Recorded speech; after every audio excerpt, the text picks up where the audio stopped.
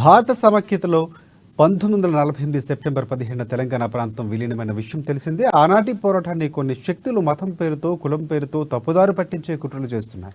ఈ నేపథ్యంలోనే తెలంగాణ విలీన దినోత్సవం రోజున నేడు అంతటా సమైక్యత దినోత్సవ వేడుకల్లో ముఖ్యమంత్రి కేసీఆర్ పిలుపునిచ్చారు. ఈ సందర్భంగా అన్ని జిల్లాల కేంద్రాలతో పాటు ప్రభుత్వ కార్యాలయాల్లో వేడుకలు జరపాలని ఆయన ఆదేశించారు. గత ఏడాది కూడా తెలంగాణ సమైక్యత వజ్రోత్సవాల వేడుకలు రాష్ట్ర ప్రభుత్వం ఘనంగా నిర్వహించింది. 3 రోజుల పాటు ర్యాలీలు నిర్వహించడంతో పాటు వాడవాడలా జాతీయ జెండాలను ఎగురవేశారు. ఈ ఏడాది కూడా ఘనంగా నిర్వహించేందుకు ఇప్పటికే ఏర్పాట్లు పూర్తయ్యాయి.